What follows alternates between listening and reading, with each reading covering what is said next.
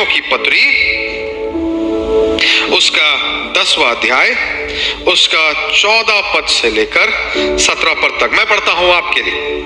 फिर जिस पर उन्होंने विश्वास नहीं किया वे उसका नाम कैसे ले, और जिसके विषय सुना नहीं उस पर कैसे विश्वास करे, और प्रचारक बिना कैसे सुने। और ध्यान दीजिएगा अगले पद पर, और यदि भेजे ना जाए तो कैसे प्रचार करे। जैसे लिखा है, उनके पांव क्या ही सुहावने हैं जो अच्छी बातों का सुसमाचार सुनाते हैं। परंतु सब ने उस सुसमाचार पर कान ना लगाया। यशायाह कहता है, हे प्रभु किसने हमारे समाचार पर विश्वास किया है। अतः विश्वास सुनने से और सुनना मसीह के वचन से होता है। हम सब इस वचन को जानते होंगे। विश्वास किससे होता है? सुनने से। और क्या सुनने से? परमेश्वर के वचन को सुनने से विश्वास उत्पन्न होता है। मगर ध्यान दीजिएगा, 2025 का थीम रोमियो की पत्री उसका 10वां अध्याय उसके 14, 15, 16 और 17 पद से आते हैं।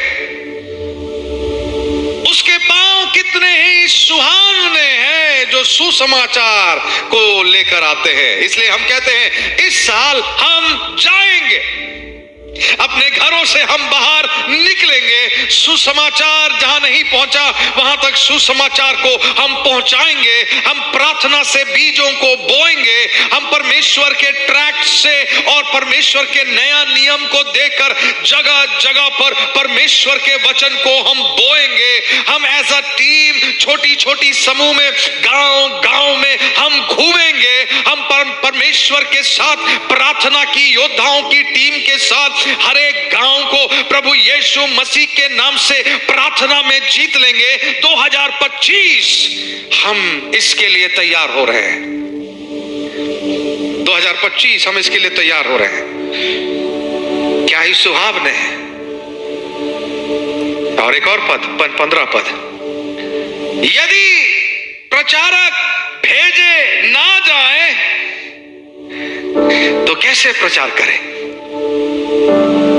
हम जाएंगे, लेकिन प्रभु 2025 हम भेजेंगे। हम जाएंगे, लेकिन 2025 हम भेजेंगे भी। मरकुस रचित सुसमाचार उसका 16वां अध्याय उसका 15 पद इस प्रकार से कहता है, प्रभु यीशु मसीह ने उनसे कहा, go into all the world and proclaim the gospel to the whole creation. प्रभु यीशु मसीह ने कहा, सारी जगत में जाओ और सारी जगत को सुसमाचार सुनाओ। सारी जगत में जाओ और सारी जगत को सुसमाचार सुनाओ। मैं 2025 में कह रहा हूं, यदि पूरी दुनिया नहीं तो कम से कम हमारी इस दुनिया, हमारा ये शहर, हमारा ये गांव, हमारा ये जिला, तो कम से कम प्रभु के लिए पहुंच सकते हैं। प्रभु यीशु मसीह ने अपने चेलों से कहा, सर्वप्रथम तुम यरूशलेम से शुरू करना और फिर यहूदिया, समरिया और संसार के छोर छोर तक मेरी सुसमाचार का प्रचार करना। मगर सर्वप्रथम तुम यरूशलेम से शुरू करना, अपने गांव से, अपने घर से, अपने जिले से, अपने देश से शुरू करो और फिर सारे जगत पर उसके सुसमाचार को लेकर पहुंच जाओ। 2025 हम पहुंचना चाहते हैं। हम महाआदेश को पूरा करना चाहते हैं। तुमने मुझे नहीं चुना, परंतु मैंने तुम्हें चुना है और तुम्हें नियुक्त किया है कि तुम जाकर फल लाओ। क्या के लिए नियुक्त किया परमेश्वर ने? क्या के लिए चुना परमेश्वर ने?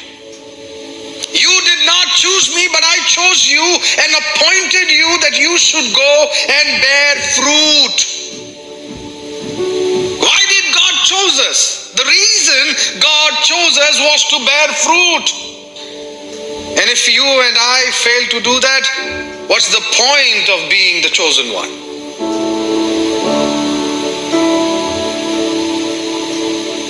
इससे क्या फायदा होगा कि प्रभु ने हमें जाना और हमें चुन लिया, यदि हम फलदायक नहीं हो पा रहे हैं। तुमने मुझे नहीं चुना, परंतु मैंने तुम्हें चुना है और तुम्हें नियुक्त किया है कि तुम जाकर फल लाओ और तुम्हारा फल बना रहे, कि तुम मेरे नाम से जो कुछ पिता से मांगो वो तुम्हें दे।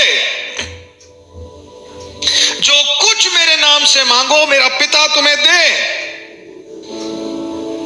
इन बातों की आज्ञा मैं तुम्हें इसलिए देता हूं कि तुम एक दूसरे से प्रेम रखो। कितने सुंदर वचन है। So whatever you ask the Father in my name, He will give it to you. मैंने तुम्हें चुना है ताकि तुम फल लाओ, बहुतायत से फल लाओ, वो फल तुम में बने रहे।